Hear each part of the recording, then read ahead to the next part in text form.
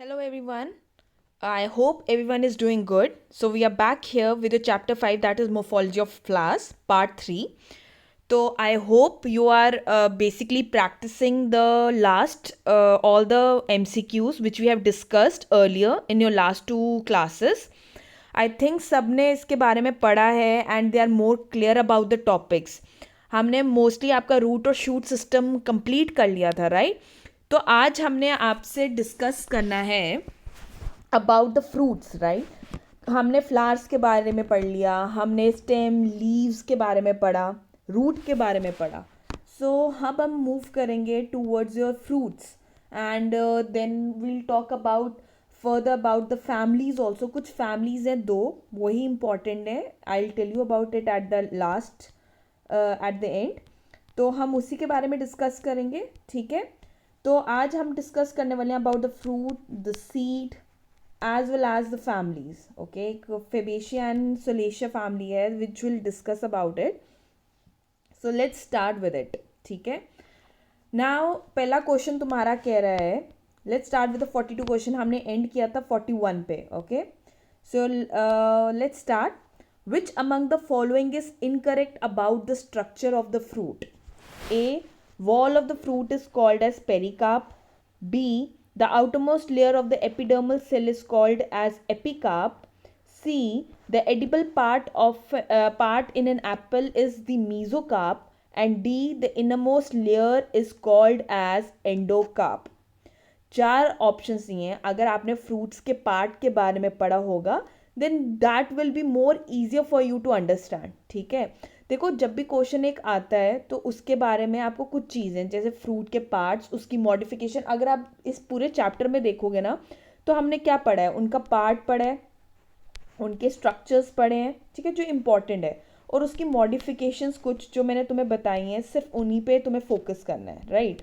This we talked about the root also and leaves also, है ना? तो वो चीज़ें आपको ध्यान में रखनी पड़ेंगी, ठीक है? So which is your wrong one, you have to tell me that. Okay,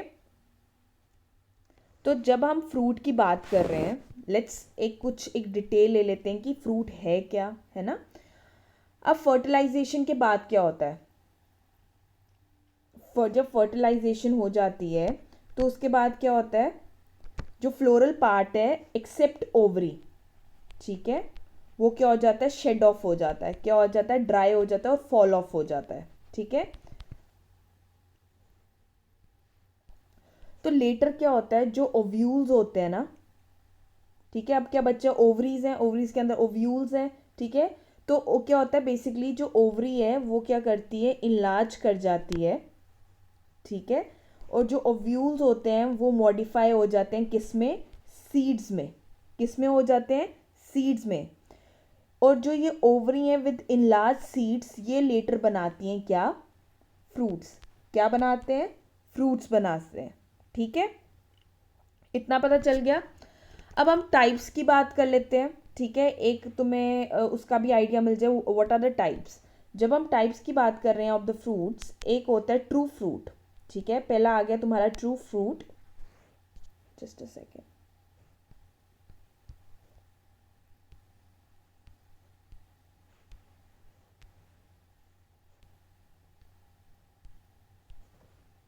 okay, जब हम टाइप्स की बात कर रहे हैं सबसे पहले आता है तुम्हारा ट्रू फ्रूट.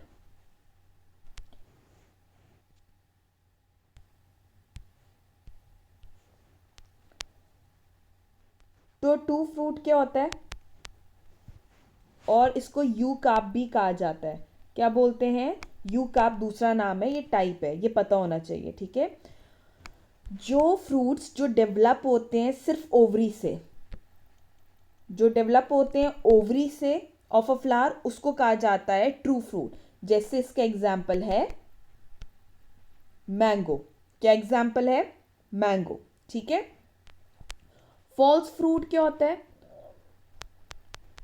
फॉल्स फ्रूट या जिसको हम कहते हैं सीडोकाप, ठीक है? वो फ्रूट्स जो डेवलप करते हैं ओवरी से, ओवरी भी होगा along with other floral plants, मतलब इसमें और भी फ्लोरल पार्ट्स इन्वॉल्व होते हैं, उसको कहते हैं फॉल्स फ्रूट. इसका एग्जाम्पल है एप्पल। ठीक है, तो ट्रू फ्रूट पढ़ा, फॉल्स फ्रूट पढ़ लिया। ठीक है, अब एक तीसरा होता है that is parthenocarpic fruit. Parthenocarpic fruit. ठीक है, अब ये क्या हो गया, जो अनफर्टिलाइज्ड ओवरी से बनता है, अनफर्टिलाइज्ड ओवरी से बनता है, वो होता है पार्थिनोकार्पिक फ्रूट। ठीक है, जैसे एग्जाम्पल है इसका ग्रेप्स। क्या पढ़ा, एक ट्रू फ्रूट पढ़ा, फॉल्स फ्रूट पढ़ा और पार्थिनोकार्पिक फ्रूट्स पढ़े। ये है एक टाइप आ गया। ठीक है, अब जो होता है जो तुम्हारा बेसिकली अगर जब हम एक ट्रू फ्रूट की बात करते हैं, है ना, ट्रू फ्रूट का एग्जाम्पल क्या था, जो सीधा ओवरी से बनता है ना। अब उसमें तुम्हारा क्या था, मैंगो। ठीक है, अब ट्रू फ्रूट जो होता है ना, वो उसमें दो ही पार्ट्स होते हैं, एक होता है पेरिकाप और एक होता है सीड। ठीक है, जो तुम्हारा पेरिकाप होता है वो फर्दर डिफरेंशिएटेड होता है तीन में, दैट इज एपिकाप, मीजोकाप और एंडोकाप। ठीक है, ये हम ट्रू फ्रूट की बात कर रहे हैं। ठीक है, पेरिकाप जो होता है बेसिकली, अगर हम स्ट्रक्चर बना देते हैं। ठीक है, अगर हम बात करें, मैंने क्या कहा, ट्रू फ्रूट क्या है, तुम्हारा मैंगो है ना।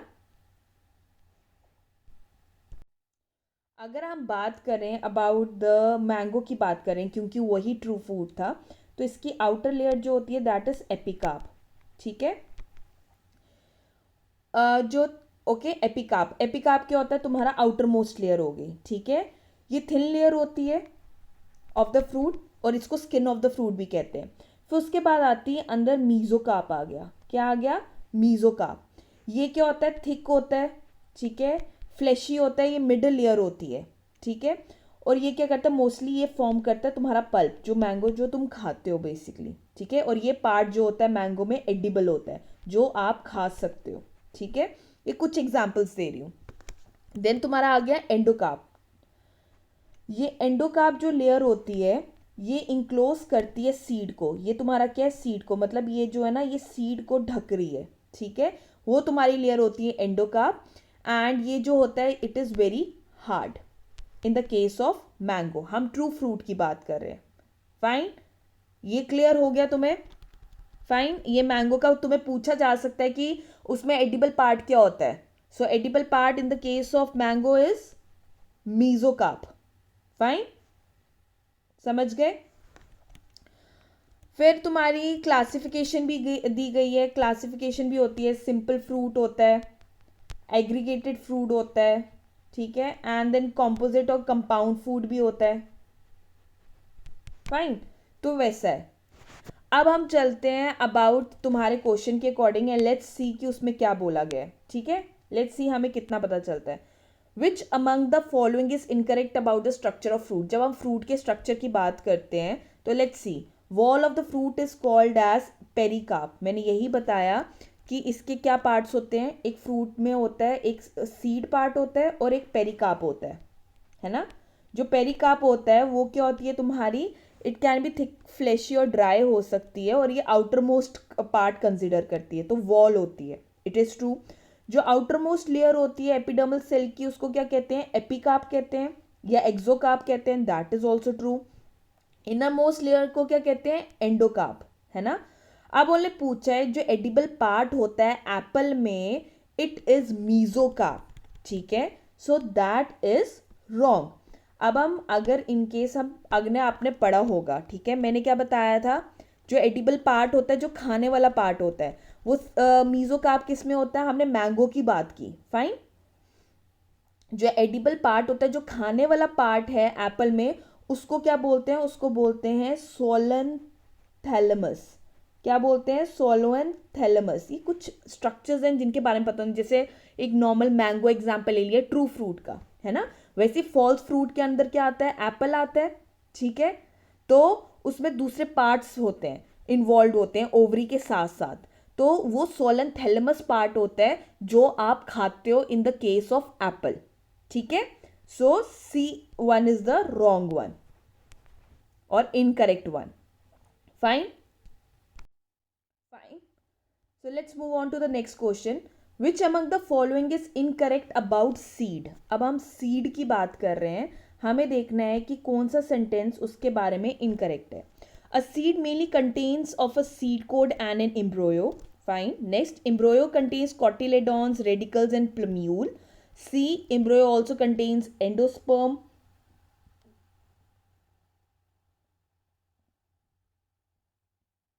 that reserves nutrition for the embryo, and D, that is radical grows into the shoot and plumule forms the root system। ठीक है, अब आपको सीड के बारे में बताया है, तो आपको अगर सीड का आपने पढ़ा होगा then you will be more, you will know about it. ठीक है, सीड एक अंदर पार्ट होता है, एवरीवन नोज अबाउट इट। तो जो ओव्यूल होता है ना हमारा, जो ओवरी के अंदर होता है, फाइन। अब जो ओव्यूल पार्ट होता है, जो तुम्हारा ओव्यूल पार्ट होता है, ये क्या करता है, यही तुम्हारा सीड फॉर्म करता है आफ्टर फर्टिलाइजेशन। यही हमने ऊपर भी पढ़ा है ना। ये क्या कंसिस्ट करता है, ये कंसिस्ट करता है ऑफ एन एम्ब्रोयो, इंक्लोज्ड होती है within a seed coat. ठीक है, सीड कोट के अंदर तुम्हारा क्या होता है, एम्ब्रोयो होता है। फाइन। नाउ एम्ब्रोयो जो होता है वो कंसिस्ट करता है ऑफ द प्लम्यूल, इसमें प्लम्यूल होता है। ठीक है, जो शूट होता है इनिशियली, और इसमें क्या होता है, रेडिकल होता है, जो एक रूट होता है इनिशियली, एंड एक कॉटिलेडॉन्स होते हैं। ठीक है, अब मैं इसको पिक्चर के थ्रू बता देती हूँ।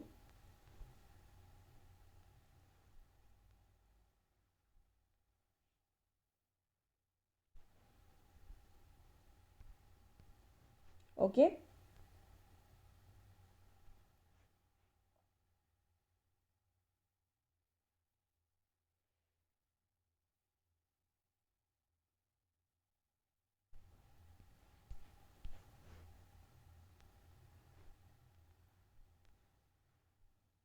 ये जो होता है तुम्हारा सीड कोट हो गया। क्या आ गया, सीड कोट आ गया। अब हमने क्या क्या क्या कहा, ये कंसिस्ट करता है, जो तुम्हारा सीड होता है ये क्या कंसिस्ट करता है, एम्ब्रोयो में, और वो इंक्लोज्ड होता है किसके अंदर, इस सीड कोट के अंदर तुम्हारा एम्ब्रोयो होता है। ये चीज़ पढ़ा। फिर हमने क्या कहा कि एम्ब्रोयो जो होता है वो कंसिस्ट करता है प्लम्यूल और रेडिकल का। ठीक है, और कॉटिलेडॉन्स होते हैं।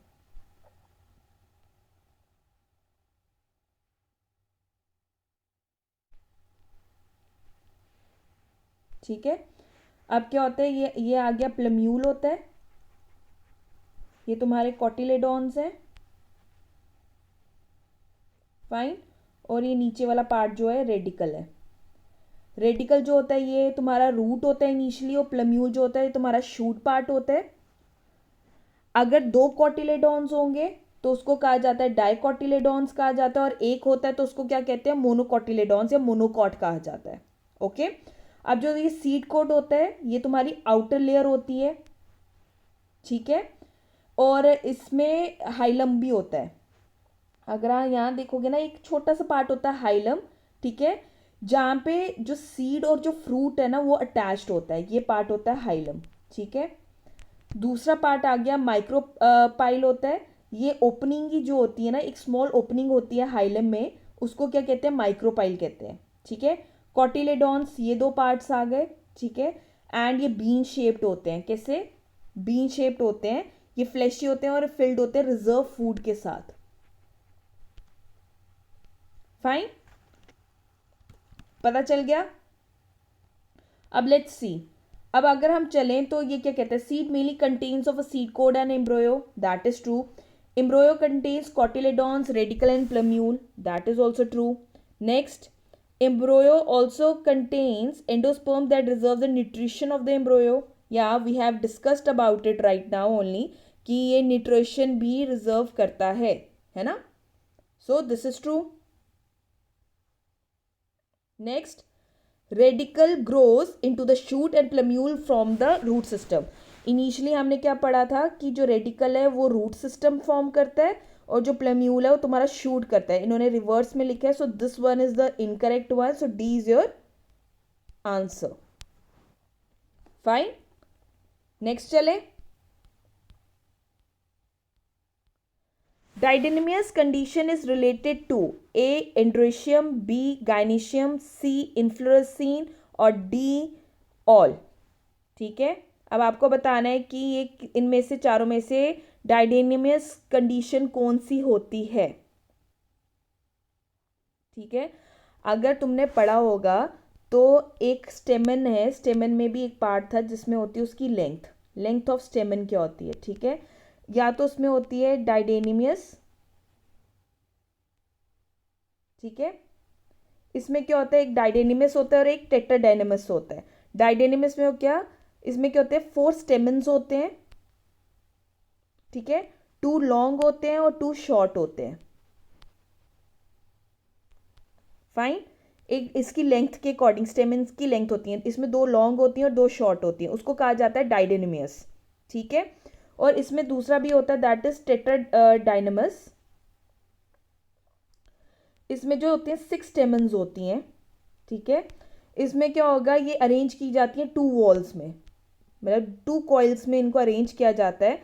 इसमें क्या होता है, जो आउटर वाला वॉल होता है वो कंटेन करता है 2 स्टेमन, और अंदर वाला जो होगा इनर में, उसमें कितनी होती हैं, 4 स्टेमन्स होती हैं।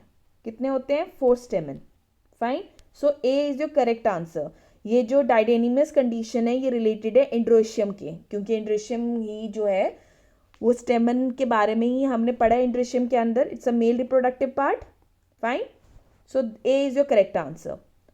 Next, androecium is a whorl of, everyone knows androecium किसका वॉल है, यहीं से आपका आंसर निकल गया है।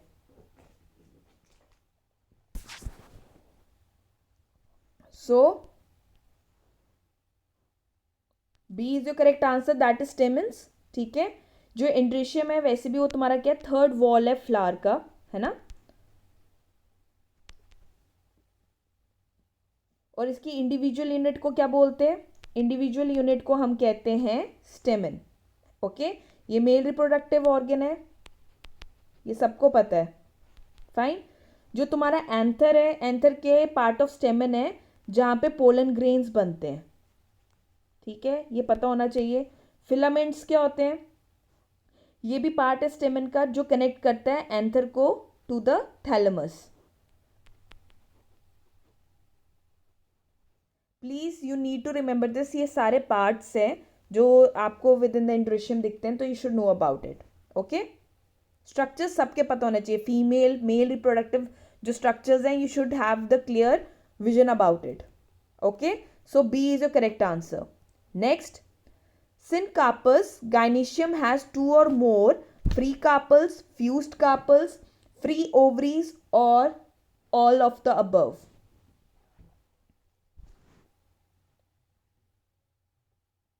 फाइन, अगर आपने ओव्यूल के बारे में पढ़ा होगा, है ना, अब जो हमारे कार्पल्स होते हैं या ओव्यूल होता है वो क्या हो सकता है, वो या तो मोनोकार्पस हो सकता है। मोनोकार्पस का मतलब क्या हुआ कि एक ही कार्पल है। फाइन, या तो हो सकता है पॉलीकार्पस, उसका मतलब क्या हो गया, एक से ज़्यादा कार्पल्स हैं। ओके, अब ये जो पॉलीकार्पस होता है ना, ये 2 तरह का होता है, या तो ये एपोकार्पस होता है, मतलब ये सेपरेट होंगे कार्पल्स, या तो होता है सिनकॉर्पस होता है। सिनकार्पस होता है जिसमें फ्यूज्ड होंगे तुम्हारे कार्पल्स, मतलब जब 2 जो होते हैं वो फ्यूज्ड होंगे। Okay, so syncarpus is called as a fused carpels। तो आपको यहाँ से क्लियर हो गया, syncarpus gynoecium has 2 or more fused carpels and this is one of the type of what, polycarpus। Fine, चलें आगे। A scar of seed coat through which seed is attached to the fruit is called as cotyledon, seed coat, hilum, micropyle। अभी हमने पढ़ा अस्कार जो होता है seed coat पे, through which जो सीड अटैच्ड होता है फ्रूट के साथ, उसको क्या बोलते हैं।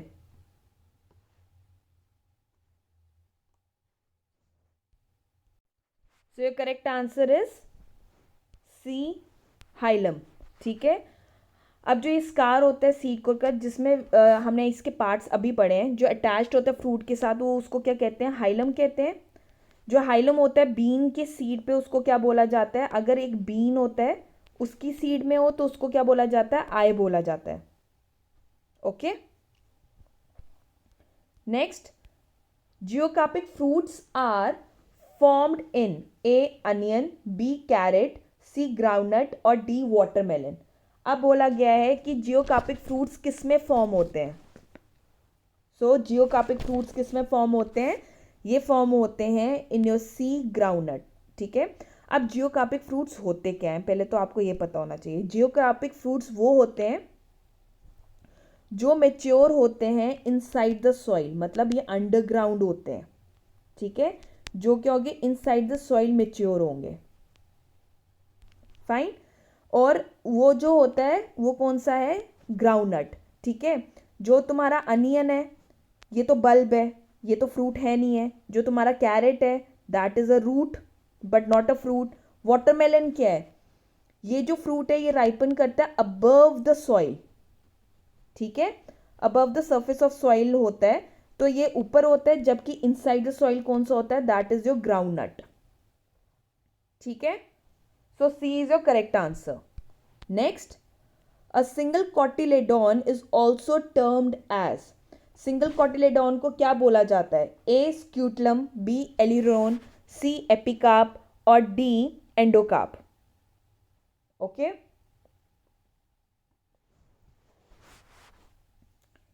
तो उसको क्या बोलते हैं, तो इसका आंसर है दैट इज ए स्क्यूटलम। ठीक है, हमने पढ़ लिया ना कि सीड कोड क्या होता है। कॉटिलेडॉन्स हमने कहे थे ना, दो होते हैं, मोनोकॉट होते हैं या डाइकॉट हो सकते हैं, हमने ये पढ़े है ना। अब जो एम्ब्रोयो होता है ना, ठीक है, वो क्या कंसिस्ट करता है, एक रिड्यूस कॉटिलेडॉन कंसिस्ट करता है, जिसको हम स्कूटलम बी कहते हैं। इसका जो दूसरा नाम है कॉटिलेडॉन का, जब सिंगल होगा तो उसको स्क्यूटलम बी कहा जाता है। Fine, so you need to remember this, another name for that. So A is your correct answer. Now, in a flower, a superior ovary is represented by A, K, B, A, C, G, and D, another G, okay, with the hyphens.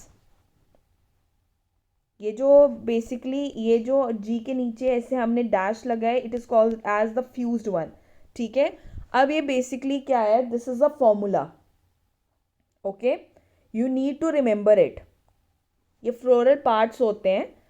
Okay, तो ये floral parts हैं और floral characters हैं। You need to remember this कि unisexual है, bisexual है, zygomorphic है, actinomorphic है, काइलेक्स क्या होता है। तो हर एक फ्लावर पार्ट्स का आपको हर एक पता होना चाहिए। ठीक है, एपिगाइनस है, कंप्लीट है, इनकम्प्लीट है, you should know about it. Okay, तो ये बेसिकली फ्लोरल फॉर्मूला आपने पढ़ा होगा। तो फ्लोरल फॉर्मूला कहता है कि जो कैलिक्स है उनको ना हर एक जो पार्ट्स हैं उनको ना रिप्रेजेंट किया गया है। ठीक है, तो जो कैलिक्स होती है उसको रिप्रेजेंट करते हैं विद के। ठीक है, कोरोला को रिप्रेजेंट किया जाता है विद सी, एंड्रोशियम को करते हैं विद ए और गाइनेशियम को करते हैं विद जी। ओके, सो अब ये फ्यूज्ड है, ये ब्रैकेट है, तो फ्यूज्ड होगा तो ऐसे किया जाता है। Okay, you can write it like this.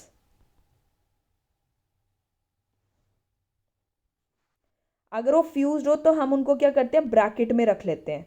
अगर ब्रैकेट में नहीं है तो हम नीचे ऐसे डैश लगा देते हैं। Fine, so you can write like this. Okay, so let's see, अगर फ्लोरल सुपीरियर ओवरी जो होती है, ओवरी है, तो वो रिप्रेजेंट किससे की जाती है, इट इज रिप्रेजेंटेड बाय के, ए और जी। अब दो टाइप के जी लिखा हुआ है, प्लीज टेल द आंसर।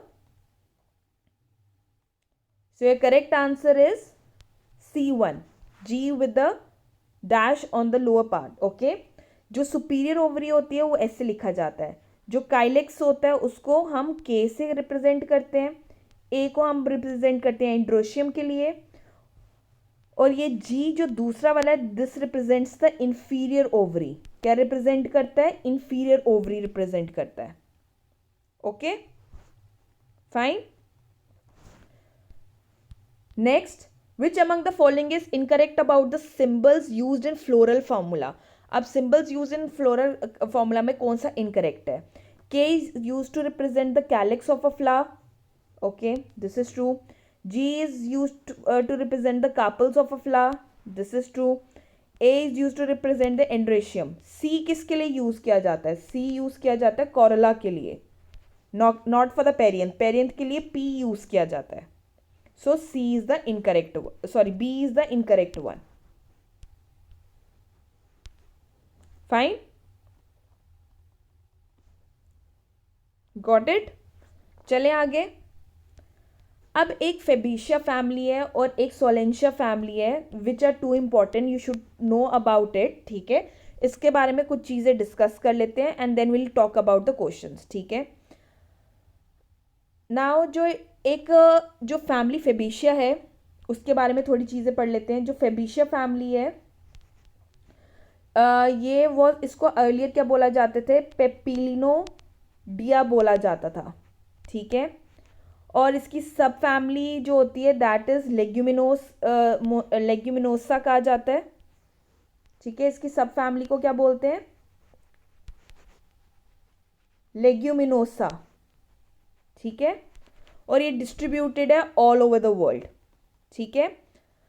ये जो प्लांट्स होते हैं मोस्टली हर्ब्स होती हैं, श्रब्स भी होंगी, ट्रीज भी होते हैं एंड क्लाइंबर्स होते हैं. ठीक है. ये इसकी खासियत है. फिर you should know about the vegetative characters as well. ठीक है. ये कहाँ कहाँ डिस्ट्रीब्यूटेड है, इसकी फैमिली, सब फैमिली, डिस्ट्रीब्यूशन कहाँ है. अब वेजिटेटिव करेक्टरिस्टिक्स की बात करेंगे तो हमें पता होना चाहिए इसकी रूट कैसी है. बस तुम्हें दो ही याद करने, एक फेबिशिया फैमिली और Solanaceae. These are the two important, you should know about it. तो रूट के बारे में you should know about the tap root. ठीक है. किस तरह के रूट्स होते हैं. स्टेम कैसी है इसकी? हबेशियस है, वुडी है और क्लाइंबिंग होती है. ठीक है. देन लीफ कैसी होती है? ऑल्टरनेट होती है इसमें, सिंपल होती है. ठीक है. ये चीज़ें आपको पता होना चाहिए. फ्लोरल कैरेक्टर्स कैसे हैं इसके. ठीक है. तो पहला क्वेश्चन पढ़ते हैं. Fabaceae was earlier known as Papilionaceae. ठीक है. So B is your correct answer. Fine. Next, which among the following statement is incorrect about Fabaceae? Their veneration is reticulate. They are found in almost every part of the world. They belong to the family of Leguminosa and the flower of this kind grows in basipetal fashion. ठीक है. अब आपको चार options दिए हैं, आपको बताना है कि ये क्या है. अब इसकी वेनिएशन क्या है. ठीक है, वो आपको बताना है. अब फेबिशिया फैमिली के बारे में अगर आपने पढ़ा होगा so you will know about it. okay, so let's move on. अब उन्होंने बोला कि इसका जो वेनिएशन पैटर्न है वो कैसा है? रेटिकुलेट है. So this is true. ये हर पार्ट में पाए जाते हैं. This is true. ये बिलोंग करते हैं, इसकी जो मैंने फैमिली बताई है ना, जो सब फैमिली है उसको लेग्यूमिनोसा कहा जाता है. This is also true. ये जो फ्लावर है kind grow in basipetal fashion. Basipetal में क्या पढ़ा गया था कि जो ओल्ड वाला प्लांट होता है एक तो रिस्ट्रिक्टेड होती है, ओल्ड फ्लावर ऊपर ग्रो करता है और यंग वंस नीचे होते हैं. But this is the wrong one. ये एक्रोपेटल फैशन में ग्रो करता है. किस फैशन में ग्रो करता है? एक्रोपेटल. एक्रोपेटल क्या होता है? जिसमें यंग वन ऊपर होता है और ओल्ड वन जो होते हैं वो नीचे होते हैं. So D is your correct answer. समझ गए? चले last. Androecium in Solanaceae is A epipetalous, B epiphyllous, C monadelphous और डी पॉलीएडेल्फस. तो एंड्रोशियम जो होता है सोलेंशिया में वो क्या होता है? ठीक है. अब थोड़ा सोलेंशिया फैमिली के बारे में पढ़ते हैं. ये लार्ज फैमिली होती है और इसको क्या कहा जाता है? पोटैटो फैमिली कहा जाता है. क्या कहा जाता है? Potato family. ये नाम पता होना चाहिए. ठीक है.